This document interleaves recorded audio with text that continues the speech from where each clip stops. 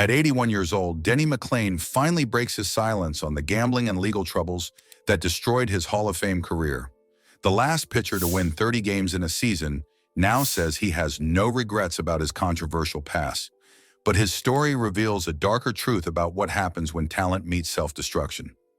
McLain was once baseball's golden boy. In 1968, he achieved something no pitcher has done since, winning 31 games in a single season. He won the MVP award and Cy Young Award that same year. He helped lead the Detroit Tigers to a World Series championship.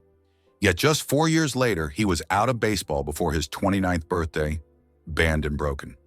Dennis Dale McLain was born in 1944 in Illinois. He showed incredible talent from a young age, playing both shortstop and pitcher in high school. But McLain wasn't just an athlete. He was also a skilled musician who learned to play the organ. This early success may have created a dangerous sense that everything came easy to him. The Chicago White Sox signed him as a free agent in 1962. His minor league debut was spectacular. He threw a no-hitter and struck out 16 batters in one game. The Detroit Tigers claimed him on waivers in 1963, and he made his major league debut that September at just 19 years old. His debut was remarkable. He allowed only one earned run, picked off 2 runners, and hit a home run, the only one of his career. This made him one of only 6 teenage pitchers since 1920 to hit a major league home run. The list includes Hall of Famers Don Drysdale and Jim Palmer. McLain quickly became Detroit's ace. He made his first All-Star team in 1966. By 1967, he was a key part of the Tigers' rotation, though his season ended with a controversial foot injury that teammates questioned. The 1968 season was McLain's masterpiece. He went 31-6 with a 1.96 ERA, becoming the last pitcher to win 30 games. Only 11 players had done this in the 20th century, with Dizzy Dean being the most recent in 1934, 34 years earlier. McLain's 30th win came on national television against Oakland on September 14th. His 31st win followed 5 days later in a game where he intentionally threw Mickey Mantle a home run pitch. The Tigers won 103 games and beat the Saints, the Louis Cardinals in the World Series. McLain won both the American League MVP and Cy Young Awards. Though he lost twice to Bob Gibson in the World Series, he won the crucial Game 6 as Detroit rallied to win the championship.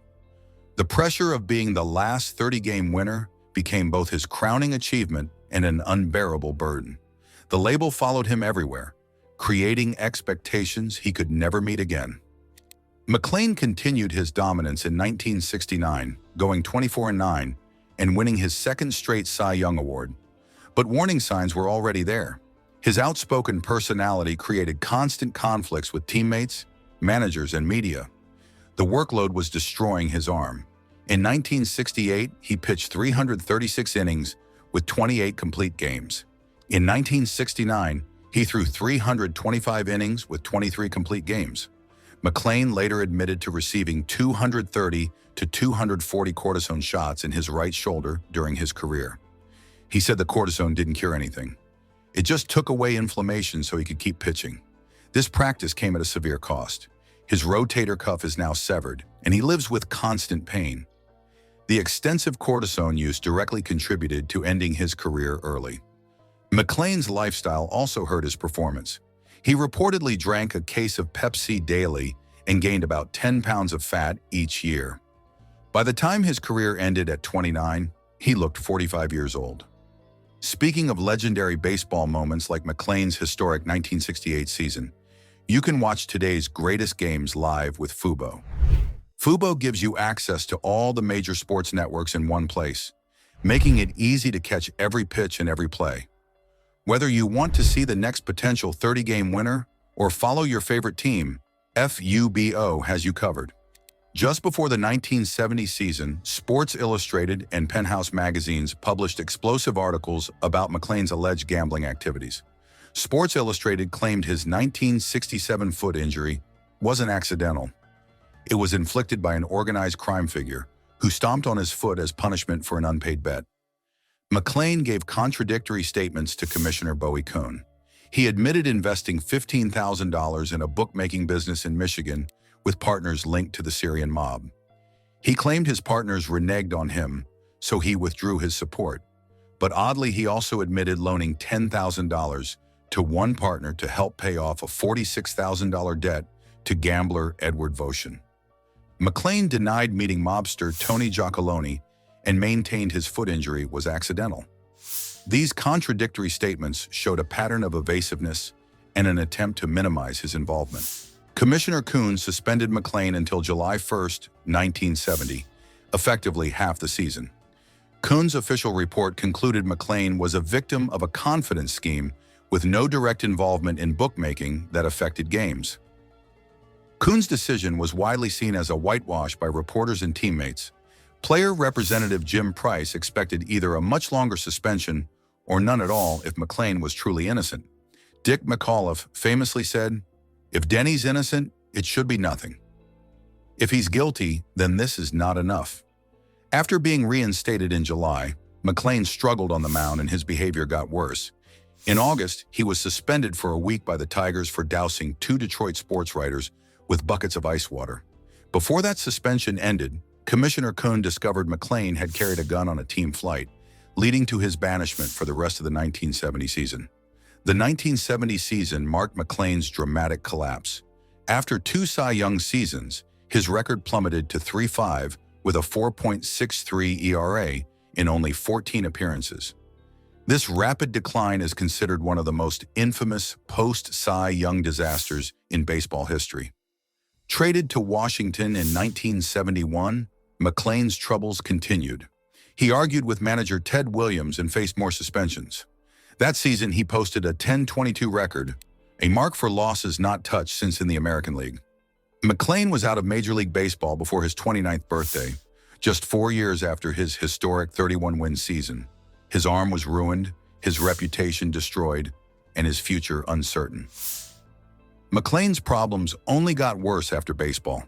He filed for bankruptcy in 1970, listing debts of $446,069 against assets of just $413. He would file for bankruptcy again in 1977. His business ventures all failed. He invested in big-screen televisions, operated a bar, and opened medical clinics. He managed the minor league Memphis Blues, which went bankrupt. He purchased a radio network in Lansing, which also went bankrupt, leading to lawsuits for over $500,000 in back payments. Driven by what he called a need for quick bucks and competitive adrenaline, McLain turned to more serious crimes. While working for a financial services company in Tampa, he engaged in loan sharking and bookmaking. His schemes became more audacious, including smuggling a fugitive out of the country in his airplane for $160,000. In March 1984, the Justice Department indicted McLain on charges of racketeering, extortion, and cocaine trafficking. He was convicted and sentenced to 23 years in federal prison. However, 30 months later, an appeals court overturned the conviction on procedural grounds. The government decided not to retry the case. McLain's legal troubles weren't over. In 1996, at age 52, he was charged with stealing over $3 million from the pension fund of the defunct Pete Packing Company in Michigan. Prosecutors alleged McLain and associates purchased the plant, appointed themselves trustees, then converted $3,600,000 for personal use. Today, at 81 years old, McLain remains active on platforms like Cameo, offering personalized video messages to fans. He lists himself as a pitcher, organist, speaker, radio host, husband, father of 4, and grandfather of 8. His Cameo videos are highly rated, with fans praising his detailed stories from the 1968 season and anecdotes about teammates like Alkaline and Mickey Lalich. This suggests he's still trying to control his narrative and capitalize on his baseball legacy. In recent interviews, McLain offers a surprising perspective on his tumultuous past. He states, "I've had a great life, no regrets." He expresses frustration that some of the very old stuff comes back and hurts my family. He asserts, "I know the truth about what happened. It may not all be pretty, but I can live with it." McLain's assertion of no regrets, despite well-documented legal convictions, reveals a complex psychological state. This stance suggests either deep denial or a personal truth that differs significantly from the public record.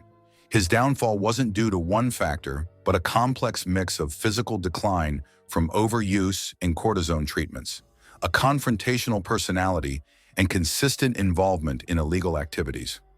McLain's legacy remains a significant what-if in baseball history, a lament for the Hall of Fame career that could have been overshadowed by racketeering, embezzlement, and drug charges. His story serves as a potent reminder of how personal choices can destroy professional success. What do you think about McLain's claim that he has no regrets? Let me know in the comments below and subscribe for more deep dives into sports legends' complicated lives.